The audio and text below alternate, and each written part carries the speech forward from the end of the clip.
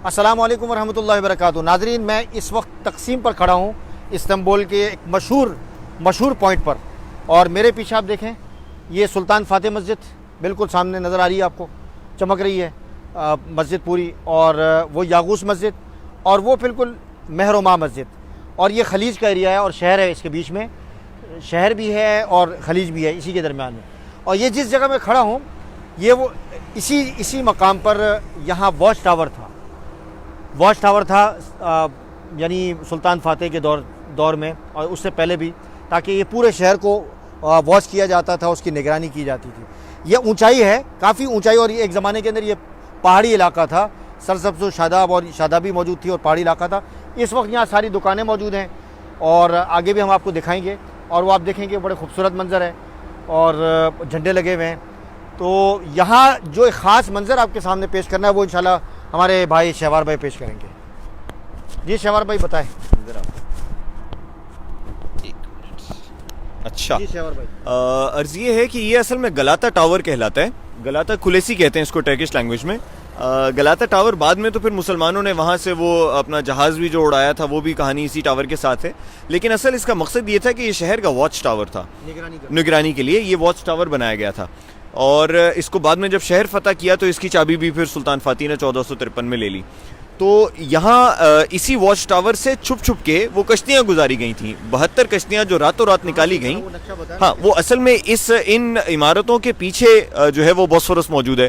तो बॉस्फोरस से वो कश्तियाँ ऊपर चढ़ाई और इस वॉच टावर से बचते बचाते कि नज़र ना आए उन लोगों को, और कश्तियाँ यहाँ ऊपर पहाड़ी के ऊपर चढ़ाई, और फिर यहाँ से नीचे ढलवान शुरू हो गई और वो जाती जाती सीधा उस खलीज में उतरी जाकर। और सुबह सुबह पता ये चला कि जी सुबह पता ये चलता है कि वो कश्तियाँ जो ये बचाना चाह रहे थे जंजीरों के जरिए, वो अब खलीज में जो है वो खुश्की के जरिए पहुंच चुकी हैं। ये सामने की तरफ जी, ये सामने अभी जो मस्जिदों का इलाका है, ये सारा का सारा ये कॉन्स्टेंटिनोपल है। अच्छा, जज़ाकल्लाह। और मजीद कोई बाकी हम आगे चल के अंदर दिखाते हैं। ठीक है, ये ज़रा शहर देख लें जी, शहर ज़रा देख लें आप, तक़सीम का एरिया देख लें। बहुत मशहूर जगह है, पहले मैं नहीं आया और पहली दफ़ा आया हूँ। कहाँ चलें? बस यहाँ से आ जाओ, इधर आ।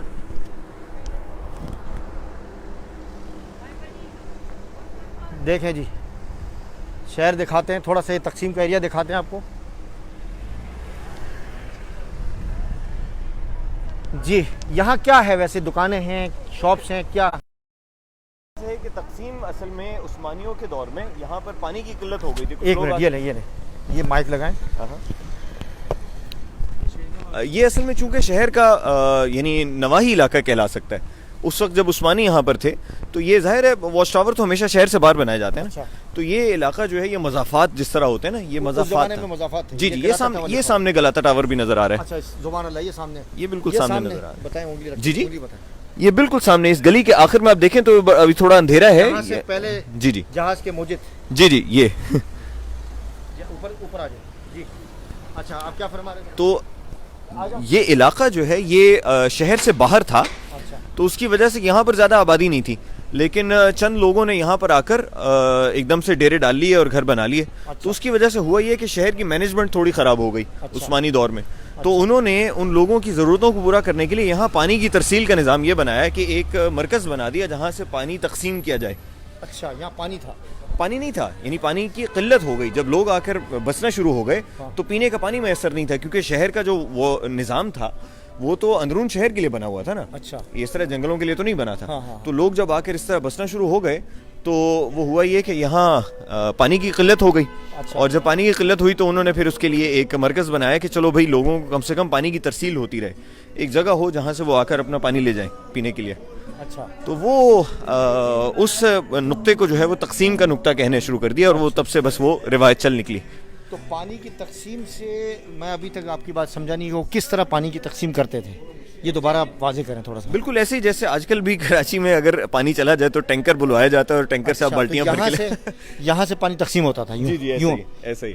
किस जरिए से होता था वो पानी तकसीम? बस बाल्टियों से आप लेके चले जाएंगे अपने घर में। अच्छा, यहाँ पर एक मरकज बना दी ना, एक वो डैम कह लें या वो ड्रम कह लें, रख दिया। ये जरा इशारा करके बताएं जरा, ये क्या है सामने जो अहम बात जिसकी तरफ हमने इशारा किया था पिछले दिनों? ये सामने ये गलाता टावर है हमारे, और यहाँ से पहले जहाज के मुजिद, जी, उनका नाम ज़रा इरशाद फरमाएं क्या नाम था वो? चलेबी उनकी ज़ात है, उनका नाम एग्जैक्टली मुझे याद नहीं, मेरे ख्याल अब्दुल रहमान नाम था उनका। अब्दुल रहमान ही नाम था जी, बिल्कुल। कुर्तुबा के बारे में भी आता है, लेकिन यहाँ के बारे में भी आता है कि जी। यहाँ से वो उड़े थे। जी और बाज़ लोग ये भी कहते हैं कि वो उनकी वफ़ात हो गई थी और वो जी। बस अब ये है कि तारीख के लिए तो फिर अब फ़िक़्ह तारीख देखनी पड़ेगी ना, कि वो उसके वसूख कितना है, क्योंकि अब ये ज़ाहिर है कुरान और हदीस तो है नहीं, तो उसकी हिफाजत कितनी हो सकी, कितनी बात उसमें से सच है। ये वॉच टावर था ये? जी, ये बाइजेंटीन एम्पायर के टाइम पर ये वॉच टावर रोमन के टाइम पर। सन जहन में है आपके? सन तो ये तकरीबन 1000 साल पुराने है ना। 1000 साल पुराना। 600 साल तो मुसलमानों को लिए हुए हो गए ना, 1453 में तो मुसलमानों ने ले लिया था ये। अच्छा। तो उससे पहले ये जो है ये जो रोमन एम्पायर है उसको सर्व करता था। अच्छा। तो 600 साल तो हमें लिए हुए हो गए, तो तकरीबन 1000 साल हम कह सकते हैं। अच्छा। अभी इसके ऊपर जाने के लिए कोई फीस है, क्या है? जी, इस पर जाने के लिए इसके ऊपर जो है वो रेस्टोरेंट्स हैं। अच्छा। और उसके लिए आपको रिजर्वेशन करवानी पड़ती है, क्योंकि हर वक्त इसके ऊपर हुजूम होता है लोगों का ऊपर, क्योंकि ऊपर से वो मंजर अच्छा नज़र आता है। अच्छा। तो अगर आपको गलाता टावर को करना है तो उसके लिए आपको पहले से रिजर्वेशन करवा के रखनी होती है। अच्छा। और फिर उसी वक्त पर आना होता है। अच्छा।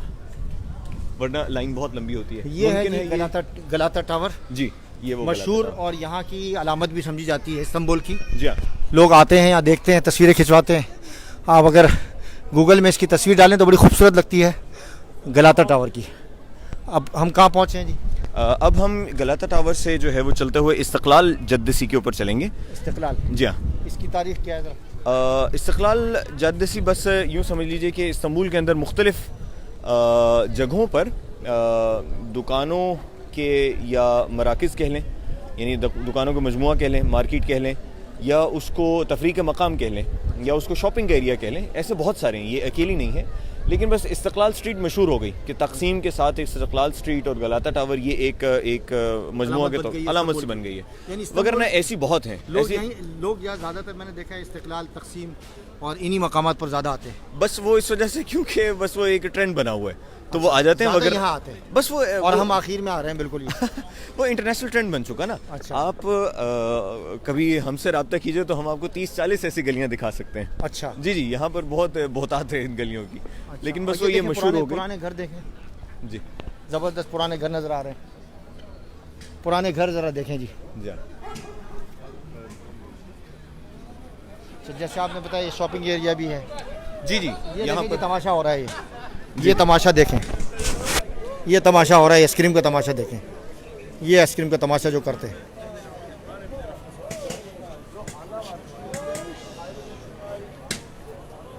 ये आइसक्रीम का तमाशा।